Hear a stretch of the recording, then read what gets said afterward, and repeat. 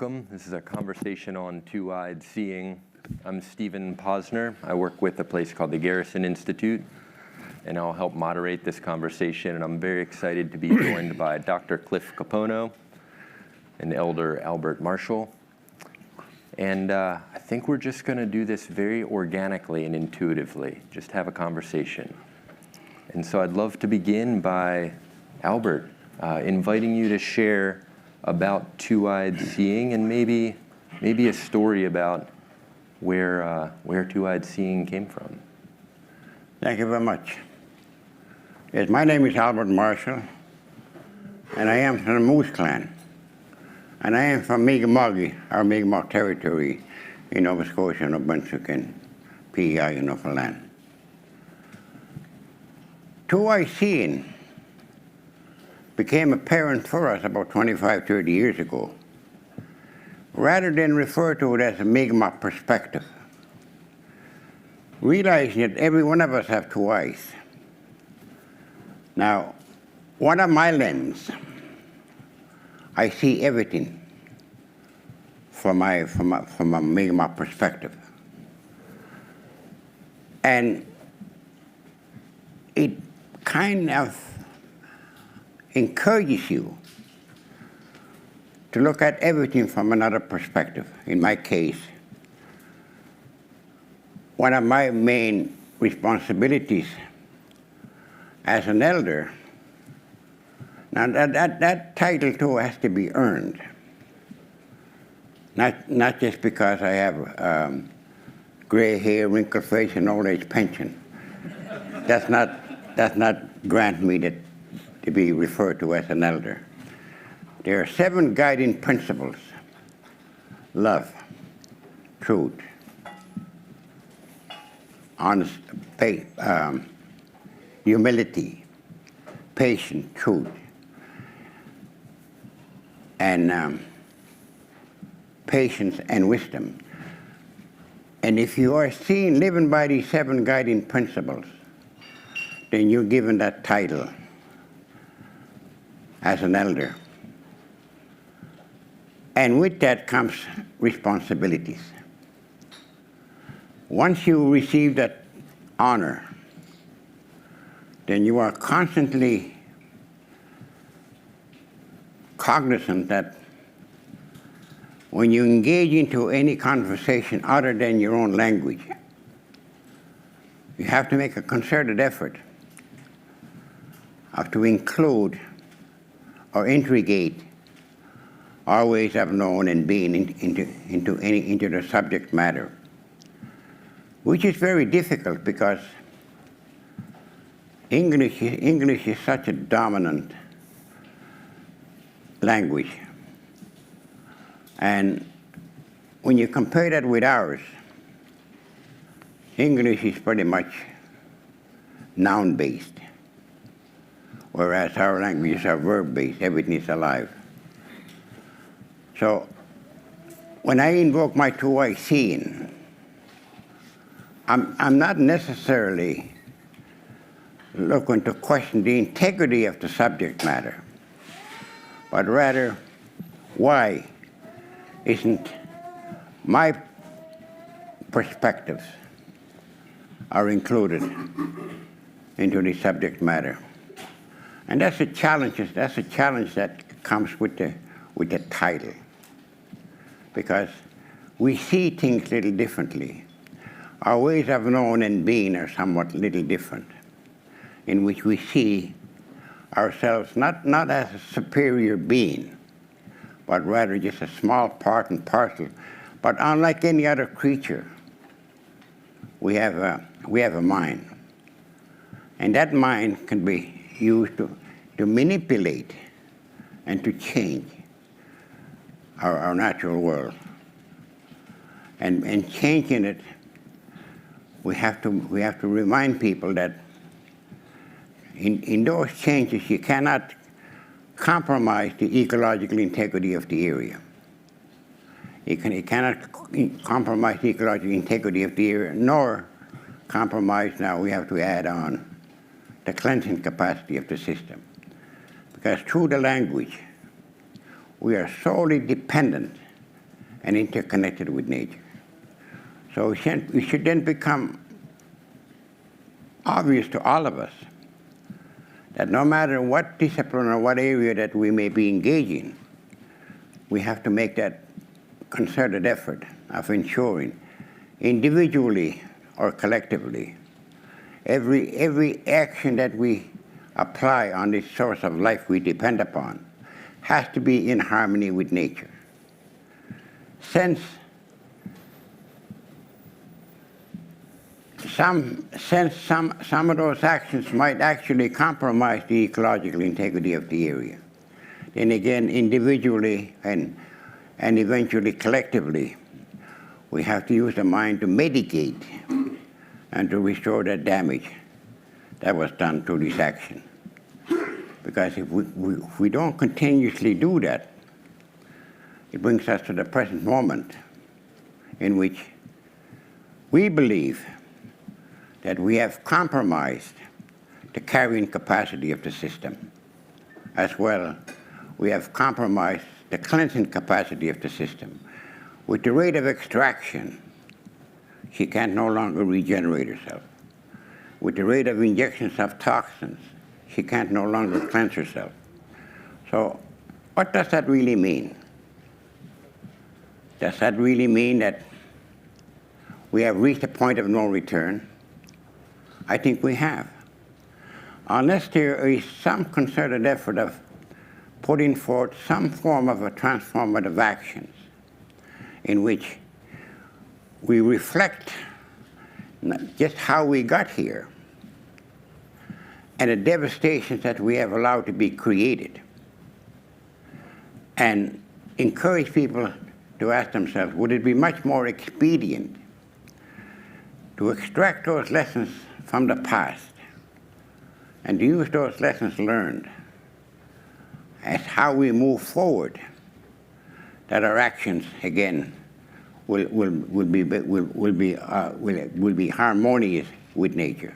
Because our responsibility is not just for this generation, but from an Aboriginal perspective, we have to concern ourselves with the next 7 generations.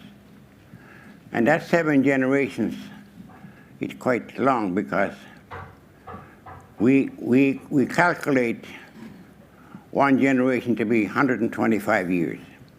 Why? Because we believe that's the length of time in which a living memory can exist. So 840 years, we realize, is forever from human scale. But when it comes to the natural world, it's only a blink of an eye. So every action that we take cannot and should not compromise the ecological integrity of the area. And by living by that principle, then you know for sure that the 7 generations will hopefully have a better opportunity than the ones we had when we came by. So this is approximate, and this is roughly what 2i seeing is. And since each and every one of us have 2 eyes, then I think it's our prerogatives to use those 2 eyes and see what actions are being used, and if those actions are going to cause harm to humans or to the natural world. Because our prime objective is to make sure that every human being is going to be given all the opportunities to exercise the gifts that we have been given, and reminds ourselves that nature has rights, we have responsibilities. Thank you.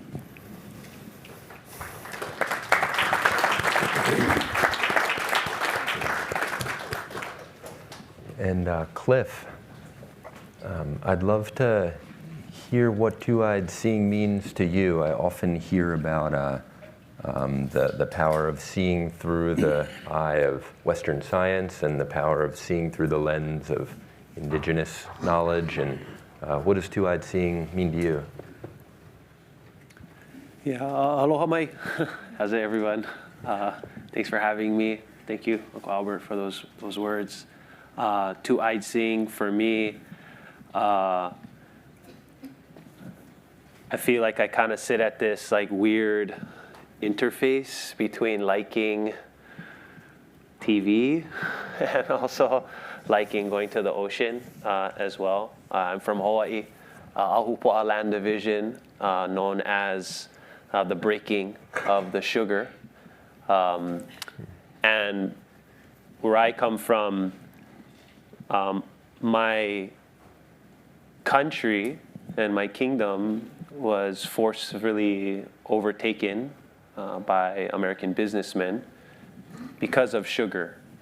It was in a time where the Civil War was providing no import tax to sugar from the Hawaiian Islands, which created economic stimulus for those who became in the ownership of these sugarcane plantations. And when tax went back onto the Hawaiian Kingdom for import when the war ended, I guess, the United States was like, of course you're gonna have to pay tax again, because that's the way, I guess, commerce works or whatever. And the businessmen, we call them the Big Five, they were like, well, what do we gotta do to not pay tax anymore? And the US was like, oh, you gotta be America, obviously. And that was kind of the inception of the beginning of the takeover. It was because of sugar and greed. And when I say in my language, I come from the place of the breaking of sugar, I take it very personally, because I'm trying to break that sort of mentality. So the two-eyed seeing for me is to try to figure out, how do I embrace global perspectives while staying centered in my indigenous roots. And for me, surfing is something that it's part of my profession, but it's also very much a part of my culture as a Hawaiian person. The act of wave sliding is what we call he'enalu, and that's something that has been provided in my lineage for 90 generations, essentially. So that part of me actually feels sometimes kind of like the exploitation part of it, the commodification of traveling around the world and being cool and trying to get like well, magazines are dead now, but like it was like get the cover shot, and now it's like get the social media likes or whatever, and it just kind of feel like sometimes my actions are just scorching the earth. But I really enjoy this. I enjoy this culture of surfing. I enjoy sharing it. I enjoy using technology to try to bring people together in the pursuit of experiencing nature. And what I try to do as well, even within that space, is use my formal education in chemistry. I know there's chemists out here, but for those of you who are like weirded out by science, I'm like I went full nerd into chemistry, and I got my degrees or whatever in that. So I travel now with this hat of surfer, and I try to use technology to protect those waves that I want to experience, and protect them along that time scale of 7 generations. So that's my 2I that I try. Not the best expert, but yeah. So in the work we do at Garrison Institute, it's all about integrating what we know from science with what we learn through contemplative practice. And I've been thinking a little bit recently about how we apply that in different settings. And about so I've received training in science, also a scientist, I would say, in my core in a lot of ways. And I think about how everything I've learned about science in 7 generations from now, people will look back and maybe say, what did they think about the world? Like, that's a completely different model. right? If we think about even where the Earth is in the solar system, 7 generations ago, it was a completely different understanding of the world and our place within it and our role within the universe. At the same time, many contemplative practices across traditions speak to timeless wisdom that also changes in some ways, but in many ways has existed through so many generations. So I'm curious about how we can bring two-eyed seeing to bear on timescales when, with one eye, if we're considering science, it's evolving much more rapidly, or changing, or maybe in 7 generations from now will be looked back as very limited, different. Well, first of all, I believe I would like to encourage people to look upon this concept as a fundamental principle as to how we go through life. Not just being cognizant and mindful of the actions that you're going to take, and being mindful that if these actions would somehow compromise the balance of what you're doing with nature, and we have a cognitive mind to help us to mitigate that. But overall of that is that our first objective is to try to encourage people to come together as one. If we can agree on a common objective, yes, we have to somehow find a way how we can sustain ourselves. And realizing that none of us can live off the land anymore. Maybe here in Vermont, more so than in Nova Scotia. But basically, nobody can live off the land anymore. So we now have to enter into another form of an economy. But that form of economy, we have to make sure that the action that's going to come from that will not abrogate or negate any part of our responsibilities. And if any one of us fails to exercise that responsibility, it's our inherent responsibility to remind them and to help them to mitigate any harm that they have created. So again, how difficult it would be to embrace that concept that it has to be a fundamental principle as how we go through life. Because individualism, I think, has caused us a lot of this disconnect from us, from humans, disconnect from nature.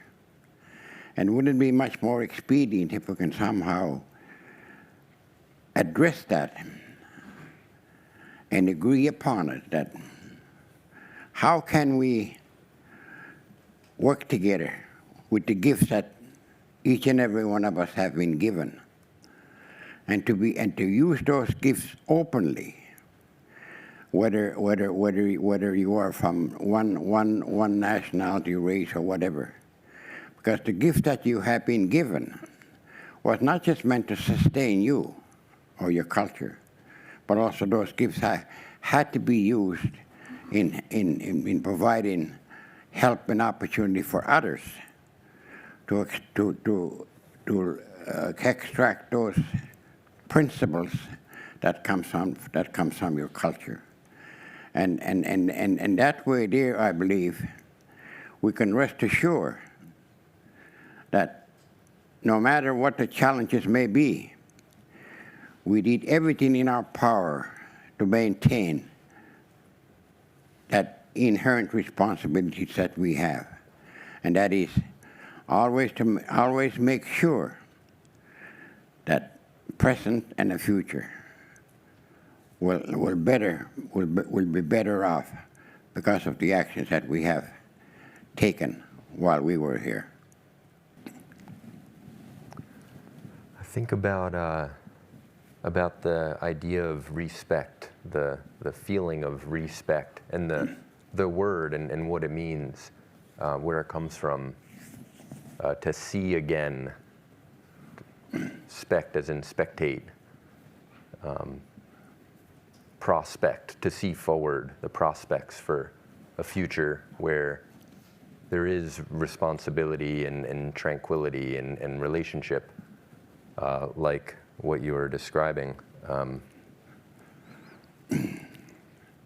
Where do you see inspiring examples? Well, first of all, we have to acknowledge the problem we have. And the problem that I see, we have created a monster. And that monster is called prejudice. And that concept has actually been allowed to be practiced openly. And what right do I have to question your appearance, your language, and how you do things? But rather, why can't I appreciate the gift that you have?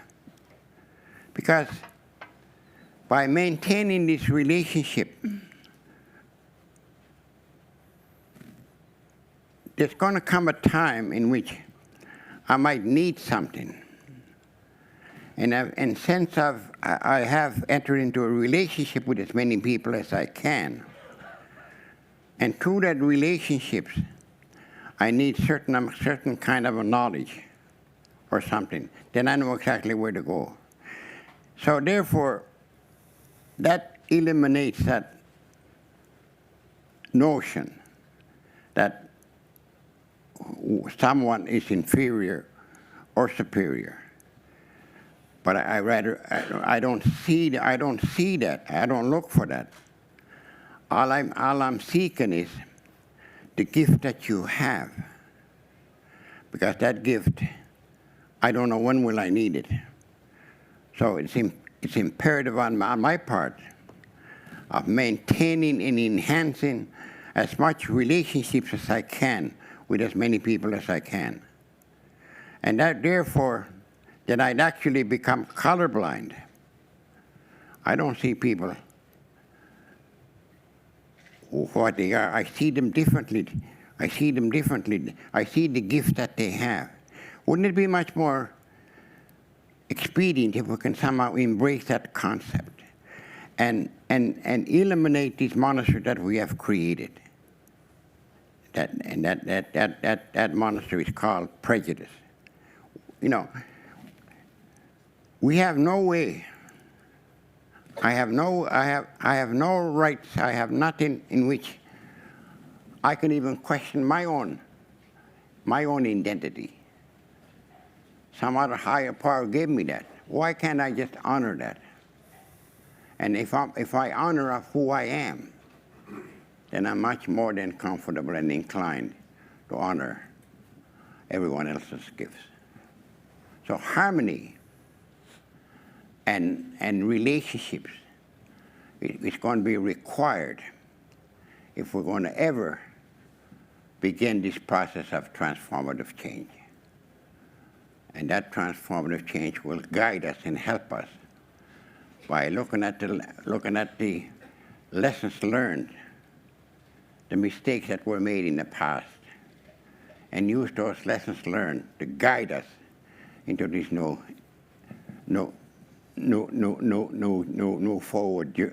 future forward of this kind of a transformative change.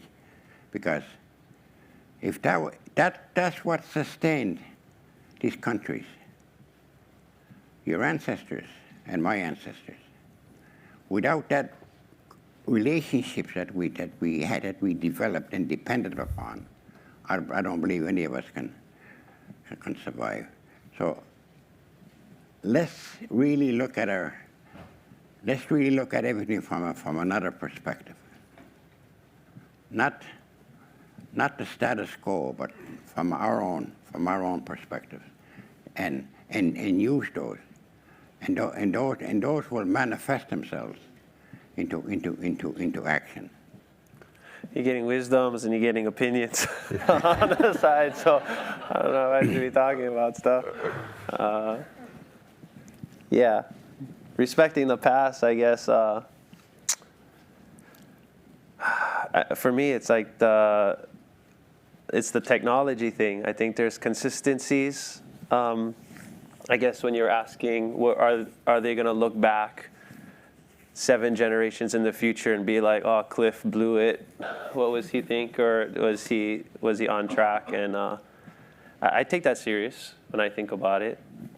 Like I think about Ma Homialani na Ohio Kamalu.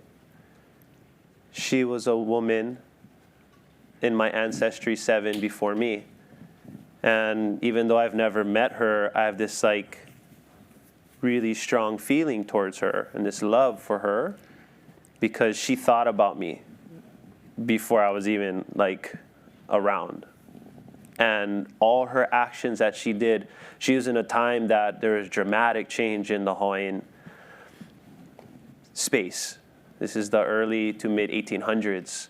She grew up on Maui. She married a seaman from Massachusetts, a whaler. Kind of gnarly, the gnarliest whaler. William Charles Allen made over 400K back in the 1800s off of whale oil. Original big oil. That's what I'm actually named after that guy.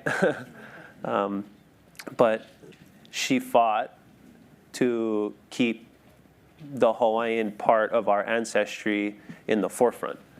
And she made it very clear to William that her son will be named Kumukoa, and that we will be continuing our ancestral ways.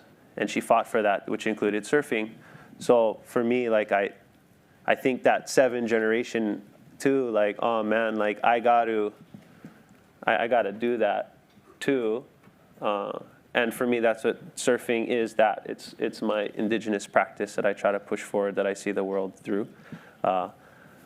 But also, too, it's the idea of this technology. How do I incorporate technology? I was in the space talk earlier today. It got a little heated, I would say, for those who were in there. But when I look back and we talk about exploration, my peoples, we started moving across the great ocean some time ago when it was a pretty scary place, I would say, unexplored for the most part, in a time where a majority of the world thought it was flat and couldn't swim. We were jumping on these ships, canoes, and we were going out into the deep sea. And the technology that we were using is a technology we still use today. It's called kilo. And it's a technology that we're using up in the satellites. It's to look out, observe, compute, and create algorithms to get to a destination collectively. That was forefront technology then, and I believe it's forefront technology today. It's just in a different space, and we're utilizing maybe different resources.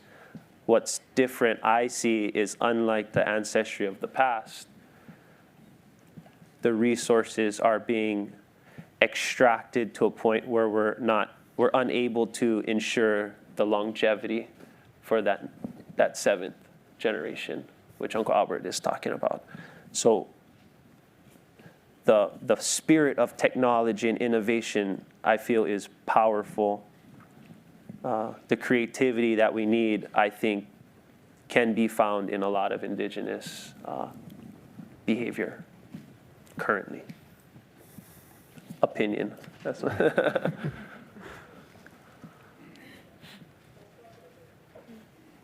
Well, I'd love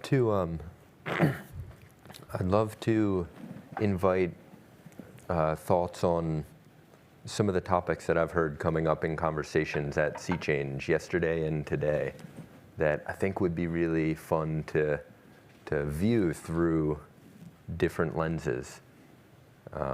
And think a little bit about the space between the perspectives and the mental models that we perceive the world through. So one thing I've heard a fair bit about is maps. Maps as a wayfinding tool, or a way of knowing relationship between places and one's own place within a map.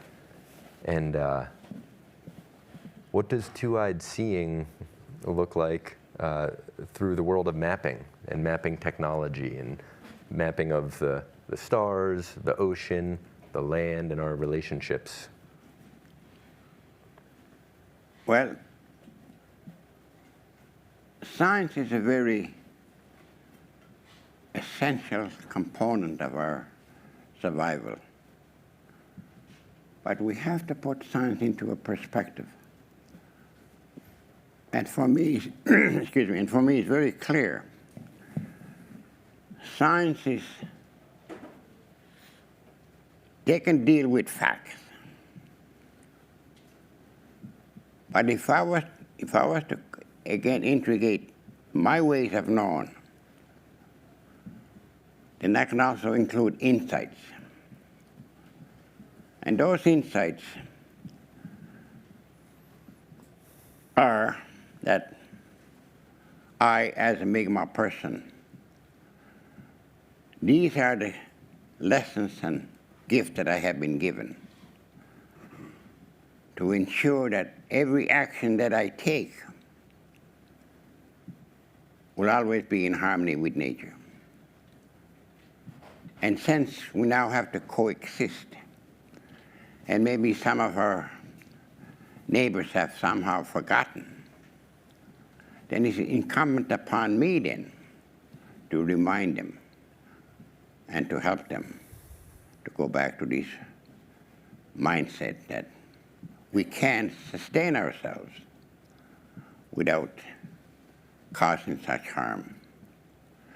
And again, since we're the only creatures that have this mind, because this mind has an ability to transform with the help of science, has somehow managed to transform this world into human creation. And that's where we have to look at those facts and just try to do the opposite of that. Use those lessons learned to guide us as how we move forward together, because if she can't sustain herself, and if she can't cleanse herself, and we solely depend upon her, shouldn't that alarm us to some degree that it should become incumbent upon us that we better, as ASAP, get this journey forward of fine-tuning this transformative change that we will need, that we will be able to continue to sustain ourselves without causing harm like in the past. Because if we don't do that, what chances we're going to have? Because we solely, again, depend upon her for our very existence. So science is a wonderful thing. But I think for us, when we talk about two-eyed seeing, we try to encourage people to allow us to integrate our Mi'kmaq traditional ways of knowing with the Western science. And if others can do the same, just look how much difference that we can make.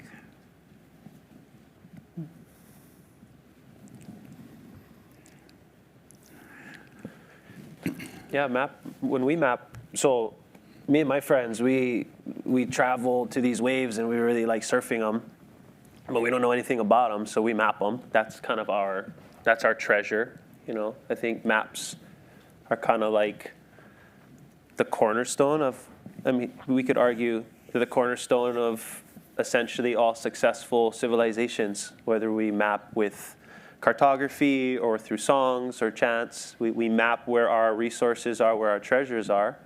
And I'm only speaking about, like, I like surfing and I like these waves. So that's my treasure. You know, that's what gives me purpose. That's what gives me, like, an occupation. And I try to use the science, the technology, to map out where these resources are on this planet in my small little crew of people. The user, I'm a surfer user. Our waves are the waves that we ride are kind of our high value points. That merging of, or using technology to try to empower even local communities is something we try to do as well. There's a place on this planet called Tahiti, small island in the South Pacific, and there's a very famous wave there called Etuaptmumk. And Etuaptmumk is going to be the site of the 2024 Olympic Games, which surfing is a part of.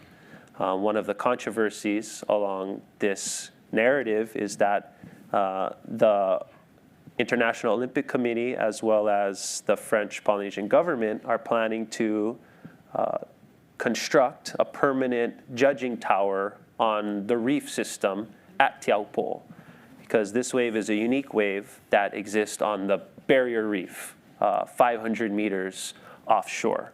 So to provide the judges with an advantage to determine the best rider, they want to be right in front. This tower is multi-million dollars worth in construction, and it's essentially a skybox. Like, let's not get it confused with anything else. That's what I think the Olympics wants to construct, is this ability for people to be in the action, skybox style, with AC and restrooms and all these things. And the indigenous community, which is divided, again, whenever finances come into a small place, this happens, but there are indigenous community members, Tahitians, who depend on this reef for livelihood, resource, and identity, who are concerned about the risk of an outside foreign interest developing a permanent structure on a barrier reef. Granted, I think that the bigger conversation is when indigenous people have concerns, do they have to just accept foreign interest as a result? I wanted to go down, because the wave is killer outside of the Olympics, and I wanted to see how that wave works. Because there's applications that we can learn about protecting the shoreline from, energy dissipation. How can we build artificial reefs, wave pools? There's all that kind of stuff. But truly, we don't really know what makes a perfect wave, I would say, by looking at nature. We can theorize with what we think is a perfect wave, but we don't really know what's happening in real time. So I want to go and check out all these waves. So we go down to Tahiti. I meet with the elders, and the crew I was with, when I sat with the elders, it was very, not transactional, but it was business. I went down and I said, hey, I'm with a surf company. They're going to put this on their campaigns. They're going to put this on their slipper or their shoe, and it's going to help me with taking that picture of your reef. What I can do is I can show you guys how to map your reefscape, so perhaps you can use it as a conversation or some sort of ammo against the International Olympic Committee, French government, to say, hey, look, we have $175,000 worth of reef every tennis court. And we have essentially $5 million worth of reef that is at risk if you come here and do this. Some sort of mathematical, economic breakdown. They looked at me, they said, I was like, deal, no deal. They're like, okay, cool. You take pictures of the surf break, you show us how you guys map in Hawaii and protect your waves. So that's what we did. And it was like shake hands, and it wasn't just like all the native people's kumbaya and everything's all cool. Even as an indigenous Hawaiian that has ancestry in Tahiti, I had to come with some sort of reciprocity. And I guess I had to come sort of correct to see. And if they said no, then I wouldn't have done it, obviously. But they ended up doing it, and they mapped their reef, and they were able to come up with an estimation that it was about 2.4 potential $1 million worth of damage that is at risk that they took, and sadly, the International Olympic Committee and the French government are still pushing forward the construction, but at least now they have a record of their house reef with that technology, that in the event they come, they build, they have a reference point. And that's what mapping, the power for me of mapping for that community is, to show this is what we have. We took an inventory of all our resources. We assigned an economic value towards it. Now we can look at how that changes over time. So for me, that's how mapping, using technology, but also trying to remember community-based practice, is an example of what we're trying to do.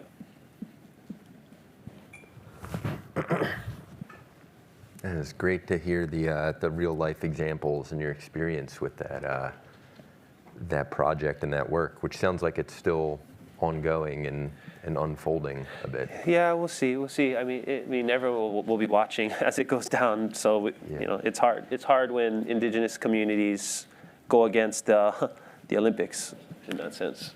So. Yeah. So this is great. We've got wisdom, opinions, and questions. I'm just gonna share more questions as they arise, and at some point we'll invite questions from the audience as well. I'd love to get more voices in the room too, to speak up. And along with maps, another topic I've heard a lot about, space. Sounds like it was heated earlier. I'd love at some point to hear about that warmth and how we can, generate dialogue and warm ourselves with it. And for me, space reminds me of a really beautiful example of, I think, weaving together different ways of seeing things, which I learned from Olnueg, which is an organization up near where Albert lives, and the ways in which they're doing education programs that train young people in the communities to 3D print things which are going to be tested for maybe growing plants and growing food in space, in the space station. And there are even stories about eagle feathers and baskets, which were invited to be brought into the International Space Station. And that sort of holding of both the science, the Western science, and the technological complexities of bringing things into space and bringing them back with the cultural significance and the meaning of what is it that we are carrying with us when we're going into space, and what does it mean to return back to ground. I just found to be really beautiful from the Olnueg perspective. Well, from my perspective, I believe science and studying space is a wonderful way to get connected to it. But one thing I'm not going to buy into it, of course, is that, is it possible the motive behind exploring space is an alternative for a few, in which they can feel very comfortable of destroying this planet here, and realizing and banking on the fact that we now have not enough technology to wish these people into other planets. Now, I don't know what the world populations are, 8 billion or whatever it is. I mean, are they going to take all of us, or are they just going to take a few? But I don't believe that could ever happen, because the species that we are was meant for us to be on this planet here. And other species, whatever they may be, could very well be on the other planets.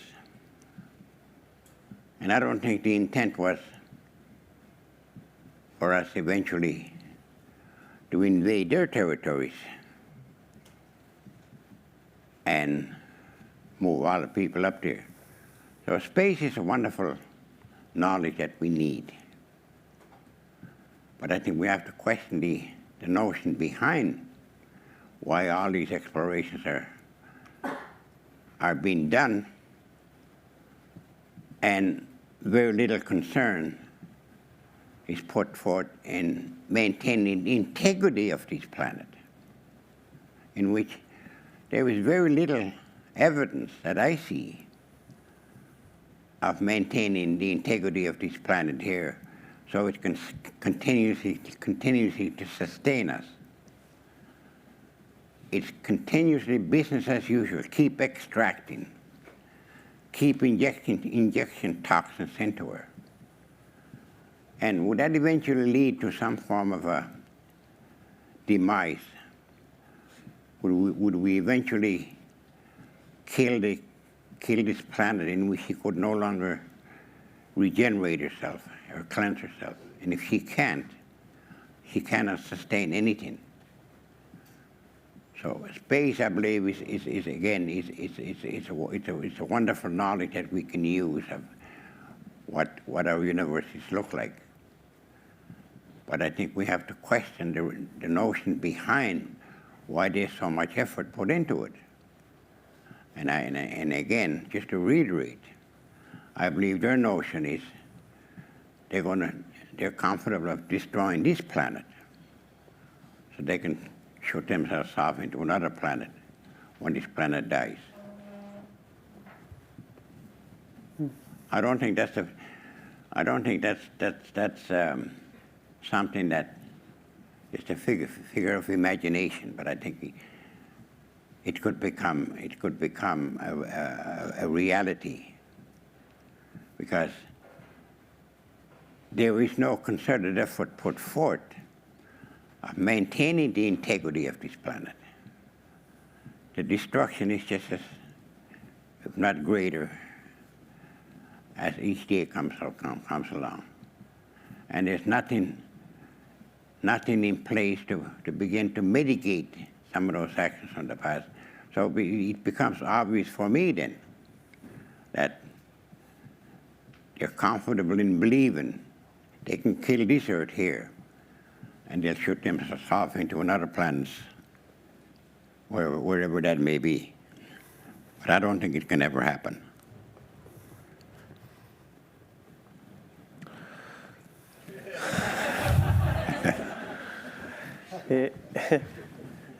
I think maybe those are the questions we got to start asking ourselves at these groups. Can we fuck with space and not fuck up the planet kind of thing? Yeah, I just go back to, I have a personal story of my island.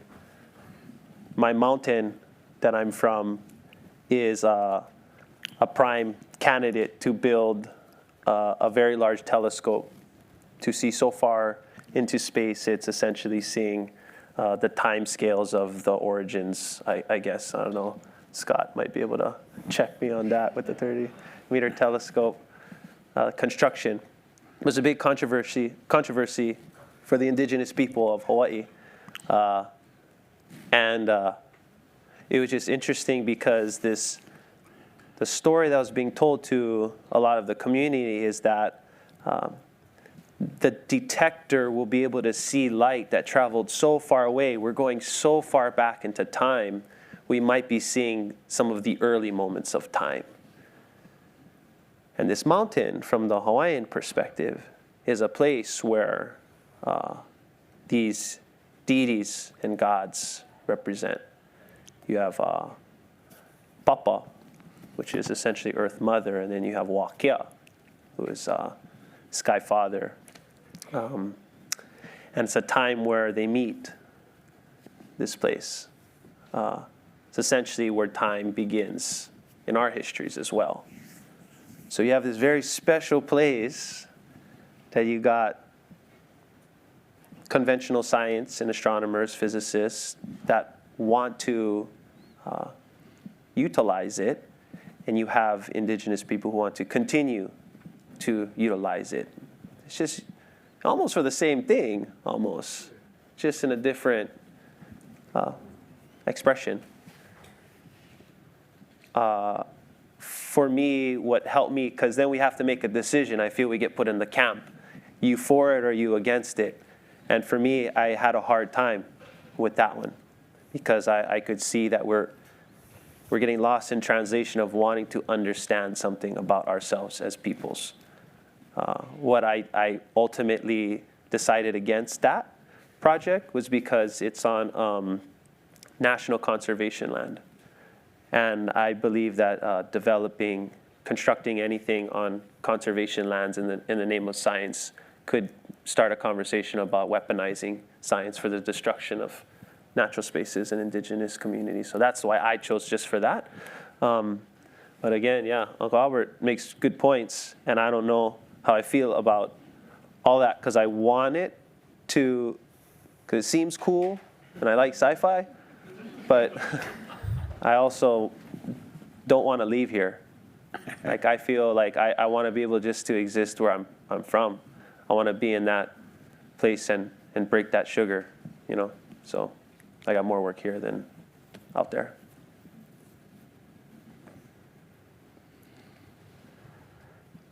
I had a similar sort of realization about my work and what I was doing in college. I was studying astronomy and physics is what I majored in college. Also took courses in Native American music and belief, and they seemed like they were, in many ways, it was learning about the same sorts of things. And for me, the intention and the motivation around space was always around the awe and the mystery, and really beholding the mystery. In some ways with scientific tools, trying to understand and maybe be able to explain what it was we were seeing, but really to just be in awe of it without problem solving or question answering. And there was a moment where I was sitting in front of the screen with hundreds of blips, each blip being a galaxy with hundreds of millions of stars in each one, trying to understand the dynamics, beholding, and then making a conscious decision because of where I'm from in Baltimore, some of the social and the environmental predicaments that I grew up witnessing and experiencing, making a decision to consciously flip the lens 180 and to be in awe of what's happening here in a way that can perhaps contribute to some of the tranquility and harmony that Albert so eloquently speaks of. And I'd love to ask one more question before inviting questions from everybody here. The obvious one for me is about two-eyed seeing and see change. The name of the gathering that we're at here. What does it look like to see change from these different perspectives? Well,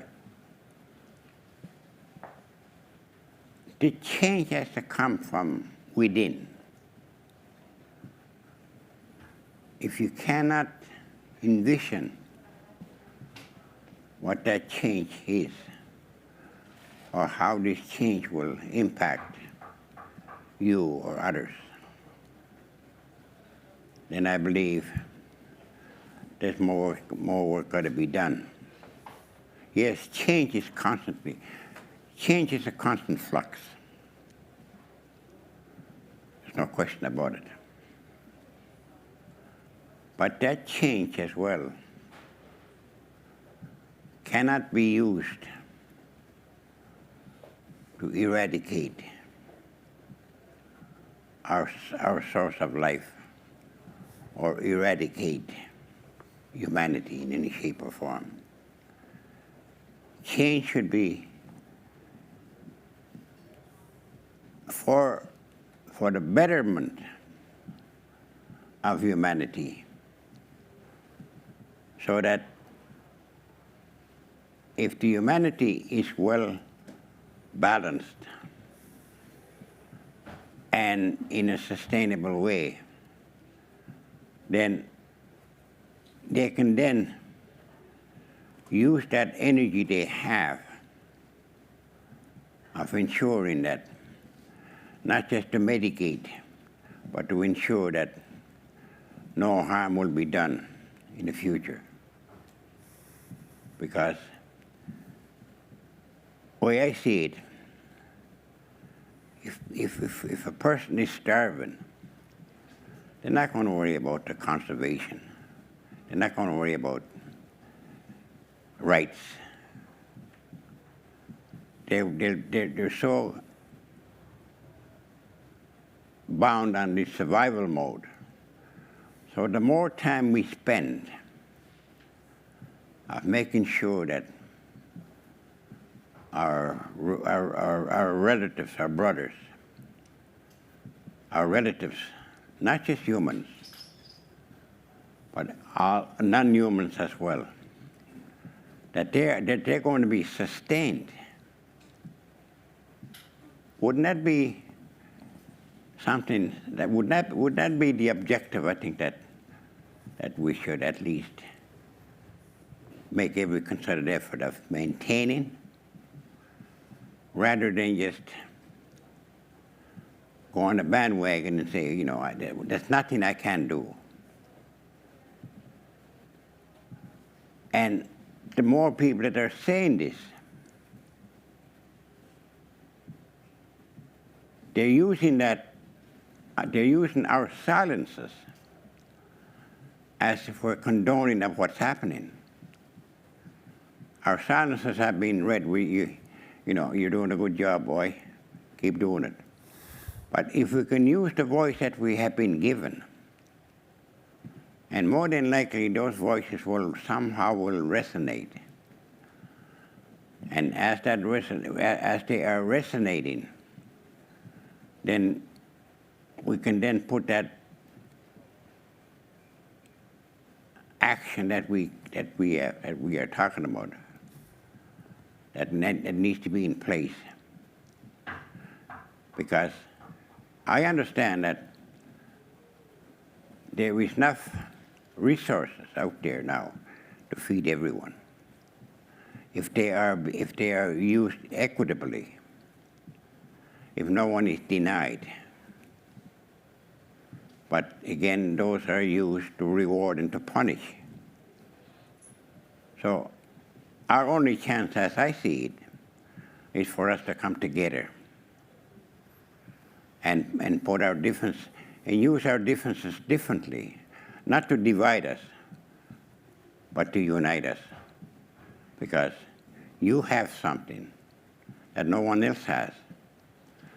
And I like to compare that sometimes with when I hear Colonel Saunders talking about 11 spices and herbs. That one herb that's not going to make any difference. It's when you put these 11 spices and herbs together. And I compare that with us individually. If we can put all these little facts together, then we would create something very unique and which the world needs right now.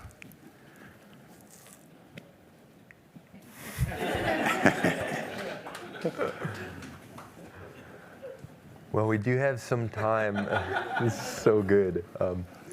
We have some time for questions from the audience as well. Anything that you would like to hear wisdom and opinions about? My question is for Albert. First, I just want to say thank you so much for coming here and sharing your wisdom with us. Truly, it's moved me in some really awesome ways, and I'm sure it has for everybody else here. My question, early on in this talk, you used 3 words that are not used enough, which are rights of nature. It doesn't make sense to me that individuals have intrinsic rights, that corporations have rights, and nature just has protections, but no intrinsic rights. So my question is, when you look at her, what do you see as nature's intrinsic rights? Well, the rights that she has is maintaining balance and harmony with all life form. Because animals, take a deer for example. Deer cannot defend itself. All it can do is run. Wolf, on the other hand, they will protect that family and the community and their territory. Now, we're not talking about violence here.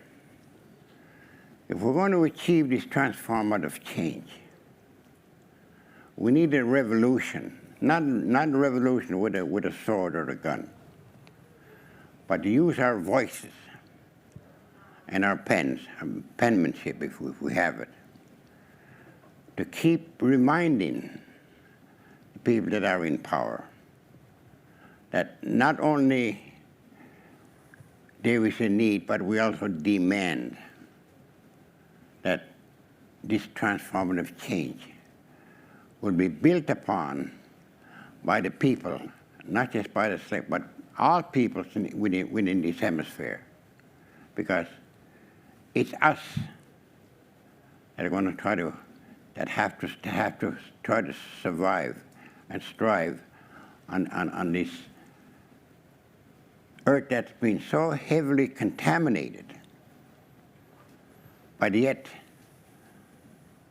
I believe the United States has about 340 million people, and Canada has 35 million people. But yet, majority of the population remains silent and in denial of what's happening. And the question is why? We'll never know the answer of that question why. But I believe we do know people that are very comfortable of being in denial and in silence. These are the people that we're going to try to encourage to come on board with us, because it's the numbers that are going to ultimately make that change. Because obviously, the industry has only one objective, and that is to generate as much economics from extraction without considering the impact it will have on all beings, not just humans, but animals as well. Because if we don't do something now, we will be just as guilty as them. Because it's not the ones that are doing the harm that we have to concern with. It's the people that are not saying anything about the harm that's been done. That's where the problem is, and we are the problem. So the more we speak up, we may not be able to be instrumental of that change, but at least we're going to be doing something, and that something will no doubt will resonate to encourage others. We can't depend on anyone else. We got to depend upon ourselves. That's the only way that I can answer that question for you.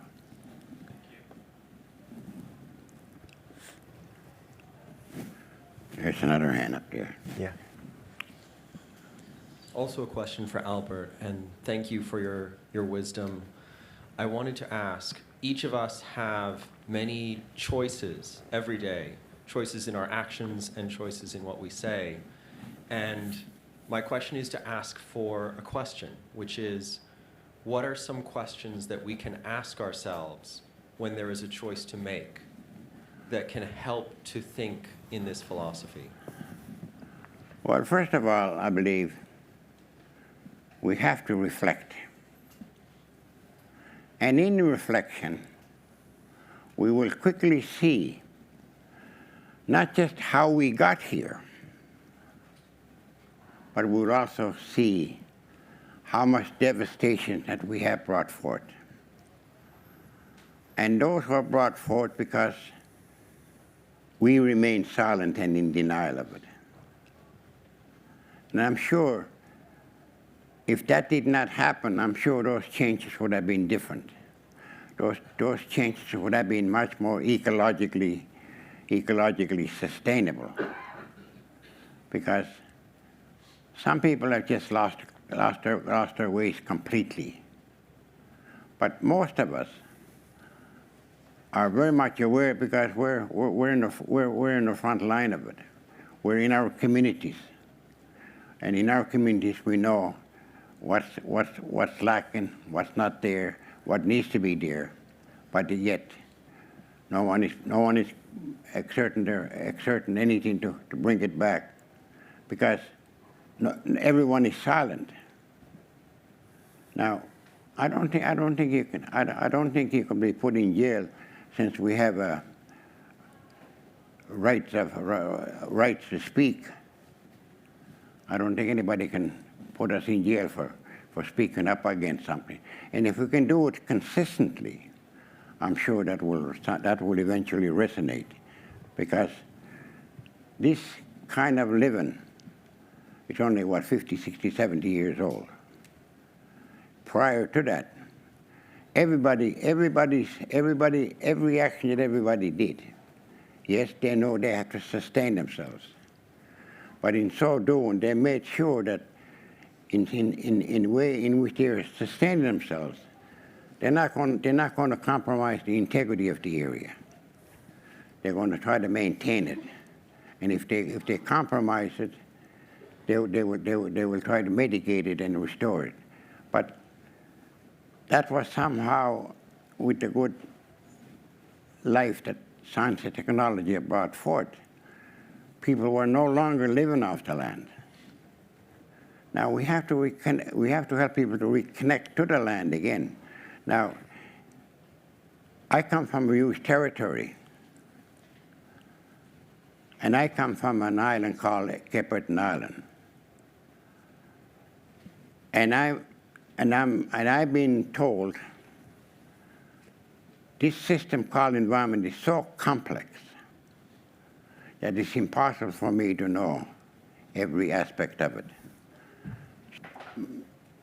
Take that action without compromising. And if I do compromise, people will remind me. And if I can't do it alone, I'll receive help of mitigating the harm, the damage that I have done. That has to come back. Our number one priority from now on is, yes, we have to sustain ourselves, but we also have to be very, very cognizant of the state of our environment. But if we don't, then we are just as guilty as the ones that are causing that devastation.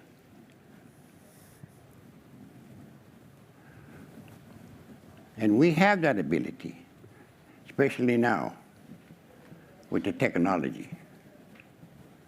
Our messages can transcend across the globe if we wanted to. So we have all the advantages we have now of conveying that message to the ones that need to hear it. And we got the technology to help us. Just do it.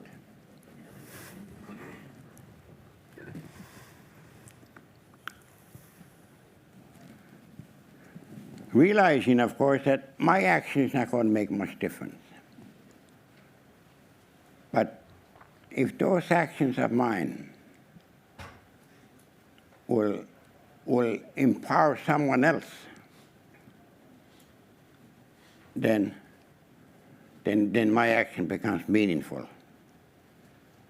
But if I don't take any action, I just sit back and allow the status quo to take over, then I'm not fulfilling my inherent responsibilities. And those inherent each and every one of us have been given those inherent responsibilities. Yes, you can sustain yourself, But in so doing, you can't compromise the ecological integrity of the area or cause harm to the other creatures.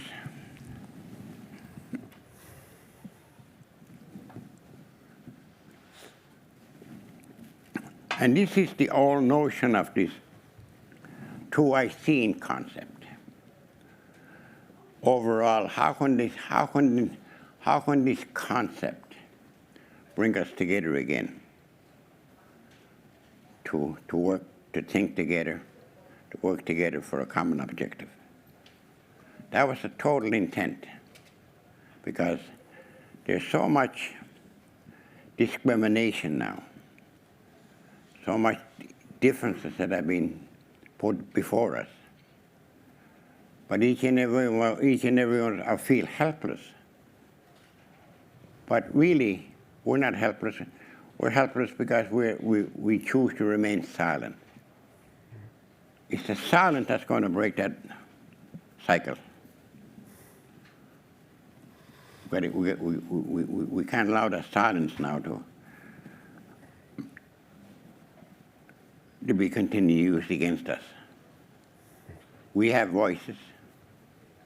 We have our, no matter what language you use, but speak up against these injustices, not just with the environment, but with all of life form, non-humans and humans as well, because we need humans. They're the ones that are going to be doing this transformative change. Animals can't do it. We can, but we're the only ones that have something that they don't have, and that's the mind.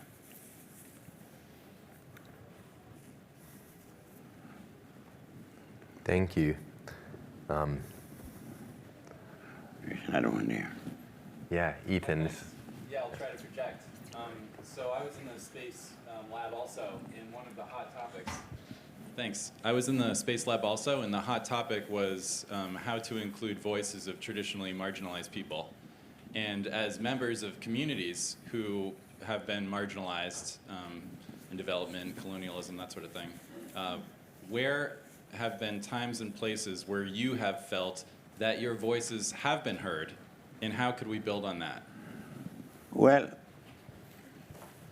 rather than look at the odds, for example, I, as an Aboriginal person in Canada, I only make up less than 2% of the Canadian population. Now, if I focus upon that, then I'll get so damn discouraged I'm not going to say something. I'm not going to say anything. But since I have been given that gift of a voice and a tongue, now I have to continuously use that for the benefit of all.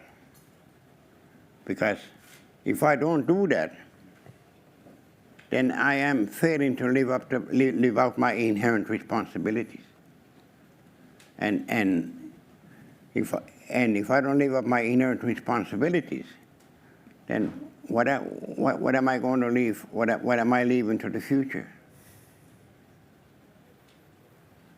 And that action does not have to be huge, but it's those little actions that's going to be that transformative change we need. But if we get big enough, then we have to be heard. Where have I been heard? I think with strong allyships, I felt supported with certain organizations and brands, essentially, that respect that I see things a certain way, and they're willing to allow me to say something, leveraging sometimes their platforms, things like that. So I think strong allyship is where I feel most heard. Well, as we wrap up here, I'm reminded of some of the language that we've been using today, and remembering that the roots of the word economy and ecology, they have the same first root there, eco, which comes from a Greek word oikos, which translated into English basically means home and household.